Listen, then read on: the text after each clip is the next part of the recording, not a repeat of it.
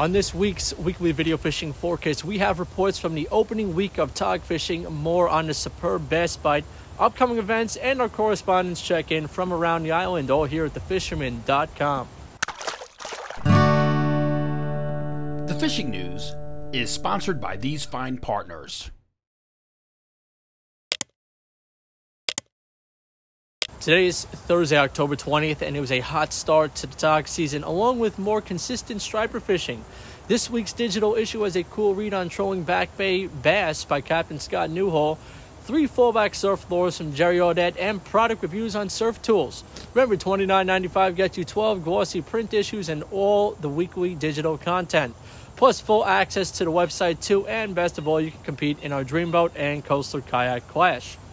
Don't forget that this video is available as a podcast on iTunes and Google Podcasts. Search for the Fisherman Magazine podcast and subscribe so you can listen to the broadcast. Now let's head over to the map and I'll tell you what I've been hearing. On the west end, the blackfish season has started out on a very positive note.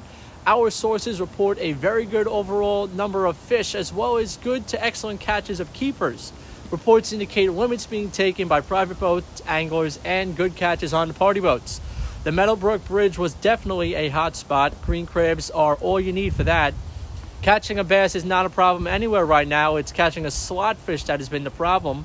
Party and charter boats have been encountering outrageous numbers of bass in the 40 to 50 pound class in the ocean.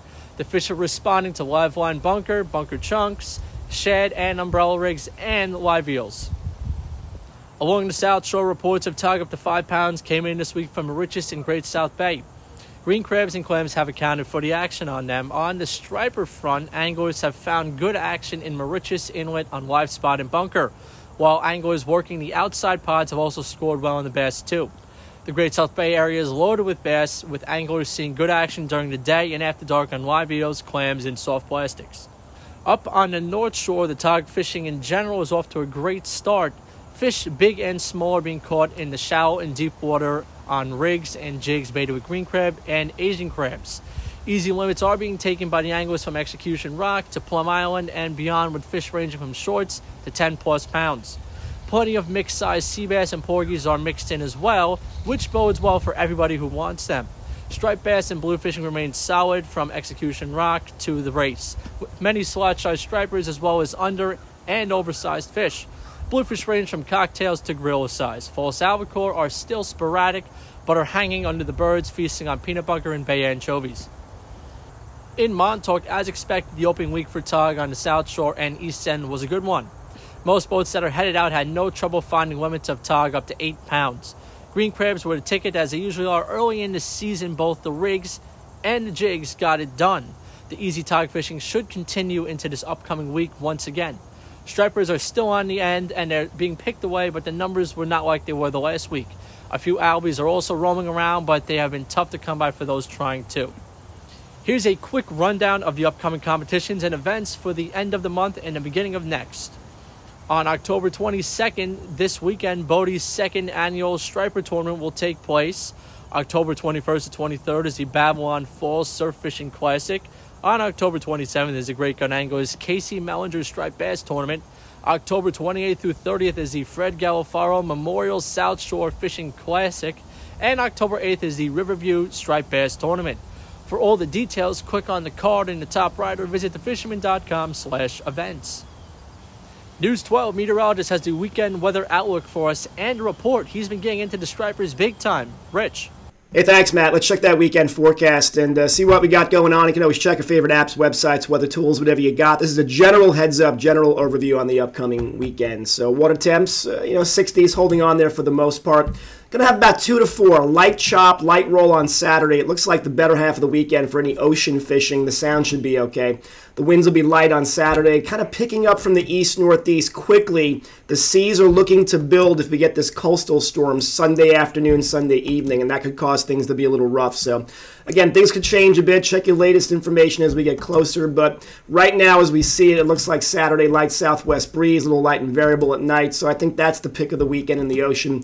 Clouds come back, and there could be a pretty good swath of rain with this little coastal low that could form later Sunday afternoon.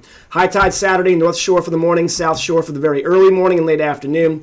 Temps on Saturday in the 60s. I suspect Sunday is going to be cooler if we get that coastal low, so we'll watch for that. Check that Guru, a little different view here. There's your Saturday. Again, looks good. You know, west-southwest, going south in the afternoon. Light seas, looks pretty good.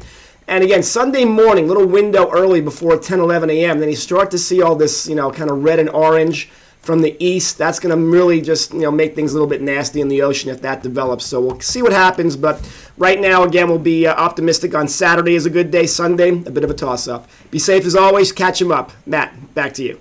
It's time for our correspondents to check in. Let's start off with Captain Timothy O'Rourke from Montauk. Tim. Well, thank you, Matt. Greetings from Montauk, everyone. Another good, spectacular week out here. Blackfish opened up on Saturday, and the weather was really good, so guys picked away on some good quality fish. Striped bass fishing, still very good. Catching larger size striped bass on surface feeds, whether you're pulling wire or getting them on a fly or any type of light tackle stuff, it's really good fishing. Some giants being caught locally, that's a good sign still. Jamie on the Miss Montauk, like I said last week, he went on a 3-day trip offshore to the edge. Instead of trying to chase tuna, he concentrated on tilefish and swordfish, and he did pretty good on the sword with 3 decent-sized swordfish and a bunch of nice quality tilefish. So short and sweet report this week. Weather's going to be good this weekend, so make sure you get out there and catch some fish, and we will see you next week. From Shinnecock, let's check in with Mike Dean. Thanks, Matt. Hey, everyone. Not a whole bunch to report here with this this wind and kind of lumpy seas that we've had in terms of striped bass. That the bunkers and the bass seem to have kind of played a pretty good disappearing act. Fish are showing up off the beach randomly at night. Some surf casters have had some really nice shots at them. Inlets have some fish, and that, you know, same thing last weekend with the buddy. Got out there and we got some fish, quick 45-minute bite, and then it was kind of over. So it's only going to get better from here. So hopefully we'll see another body of fish move in, weather conditions calm down a little bit, and we'll be back on them. Blackfish started off pretty good, both, you know, land-based and boat-based. Because of the lumpy seas, obviously people didn't really get out to the reefs and a lot of their spots, but, you know, the jetties produced some fish and, you know, a couple of back-based structure spots as well. So plenty of opportunity to catch those fish. We're coming down the home stretch soon enough. So get out there, catch them up, let us know how you did. Back to you, Matt. Let's take a quick break and get the latest on the Dreamboat and Coastal Kayak Clash. And here is the Dreamboat Fishing Challenge update for October 20th. Thomas Lenny of the Bronx entered a 15.53-pound bluefish for the current 4th place position. We also saw 3 nice blackfish entered this past week. The largest and the new #1 position for Tog was Richard Prombrandt of Attleboro, Massachusetts at 13.08 pounds.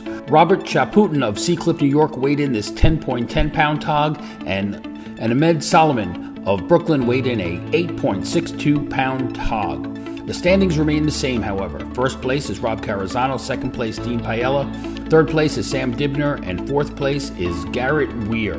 The Dreamboat Fishing Challenge is the Fisherman subscriber-only multi-species fishing competition with a chance to win a new Steigercraft 23 Miami powered by Yamaha, along with many other great prizes. Visit thefisherman.com to subscribe and get all the details so you can be part of the action. Hey everybody, just going to give you a quick rundown of what's going on at the Coastal Kayak Clash this week. We had 1 fish hit the board. That was a 26.5-inch blackfish entered by Scott Schneider, which is good enough for second place in the category. But nothing has changed at the top of the leaderboard. Tom Hode is holding down third place with 6 points. Bob Wagner's in second place with 7 points. And Justin Oster is still leading the whole thing with 11 points. From Northport, we have Mark from Cow Harbor Bait and Tackle. Hey folks, it's great to report to you again. If you haven't been out fishing, don't let this weather keep you in the house. I mean, here in Northport, Huntington, Centerport, on the outside, on the inside, it's been mayhem. I mean, like, really all-out fish blitzing. And you know, when those fish blitz a lot, it also means that you might wake up all of a sudden the next day and the fish are gone. So you gotta get out there. The blackfish is hot. There's sea bass in the mix. There's still porgy around. You can get out on one of the for-hire boats. These folks, these captains, they work hard. They know where the fish are. Put some money in their pocket. Get out there. You can go off the beach. This is that time. Kayak guys, man, unbelievable action in this harbor. We've just packed with bait. Beautiful bunker, beautiful peanut bunker, and the fish, low tide, high tide, you know, magic hours in the morning. A lot of times in the middle of the day, it's just been tide related mostly. I'd have to say on the outgoing tide down to the low tide, that is just a ticket for madness. I hope to see you out there. Till next week, bid you peace, tight lines. With our fly and freshwater report, we have Paul McCain from River Bay Outfitters. Hello, Matt. Well, beautiful fall day. It's getting really crisp air. I love this time of year. It's good to get out there and walk and check out new places. I actually we're on a shop trip here. We went out to Orient Point. We were fishing different areas. Very windy early on, but the wind seemed to have died down. And now it's like we're waiting for the evening. The tide's coming in. I'm looking for it to be high outgoing. And if we catch fish, of course, I'll be sending you photographs to post. But as far as the other fishing, we actually went out again earlier in the week. We went to Captree, a bunch of us. Shad. It was all shad at Captree.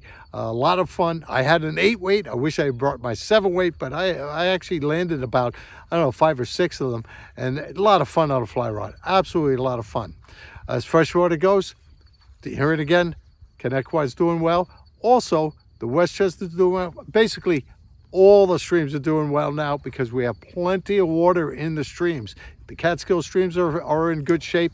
The Housatonic was a little high, but dropping, and I'll be there next week, so hopefully I'll have good reports on that.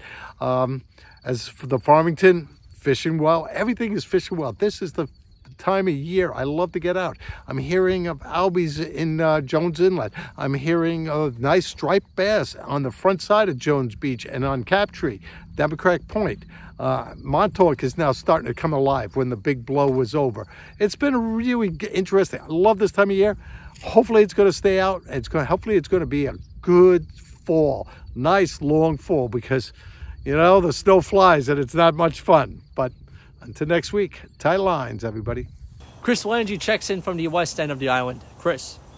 Thanks, Matt. Blackfish season is open, with some charters like Gypsy reporting a slower than usual start, but we are getting on them. I went out this weekend, and by the Marine Parkway Bridge, it was stacked with boats trying to get blackfish. I managed to get a bunch today around Brooklyn, around working all the piers. I drop a crab. If I don't get a bite in 1 minute, I move, stick and move. I don't have the patience, and they're either there or they're not there. And then when you find them, it's the honey hole. As far as stripers go, old timers are reporting the best big bass bite in a generation. That is saying a lot, but you still have to work for it and hunt them. They might not be there the next day. I could tell you they're in Sandy Hook. You could go there tomorrow and they're not there, but they have been around Jersey, Raritan, Staten Island, Verrazano Bridge. Not so much in front of Rockaway, although we did get them there. A little tougher bite. In the back, the stripers are still stacked up in the 24-inch range, so that's always fun to do. The yellowfin tuna bite is super red hot on fire. Guys like Rob Connolly are going 100 miles out and limiting out, finding no place on the boat to put tuna anymore. They're getting them on bunker, peanut bunker, butterfish, nomads, you name it. And if you want to eat some yellowfin, go to Witt's End. I was there a couple nights ago, and Witt was cutting up like 6 yellowfin tuna, all types of dishes on the Polo Grounds night. I got the tuna tacos, super good. All right, so I'll see you there. I'll see you out on the water. Be safe, tight lines, and back to you, Matt. Let's check in with Max Finch from the Connecticut side of the Western Sound.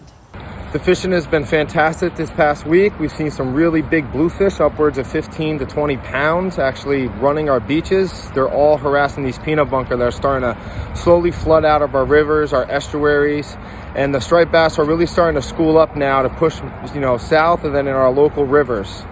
Albie fishing is hit or miss. There's still some around. I've seen some reports and some catches. The tog fishing remains good in the deep water and in the shallow water. Thanks and good luck. Lastly, we check in with Captain Ben Gilmore from Marina Pez Vela, down in Costa Rica. Hey there guys, this is Ben Gilmore checking in from Costa Rica and the Marina Pez Vela. This week's fishing report is all about mahi-mahi. It's been a real mahi-mahi fest down here at the moment. September through early December, we get tons of mahi-mahi down here. The fishing has been on fire, so we've been having a blast with the mahi-mahi fishing. Perfect timing because we've got our big Dorado mahi-mahi tournament coming up. November 12th and November 19th. Looking forward to that one. Other than the mahi, the sailfish and marlin have been pretty good further out, pretty much 25 to 40 miles out the billfish have been, and there's been some yellowfin tuna out there as well. Hope to see you guys down here in Costa Rica. This is Ben Gilmore, handing back over to you guys. Check out this video's description on YouTube for all the related links and index for specific reports. Please support our correspondents by visiting their websites and social media pages. Looks like it's going to be a great weekend again, so get out there and fish, have some fun. We'll see you right here next week at thefisherman.com.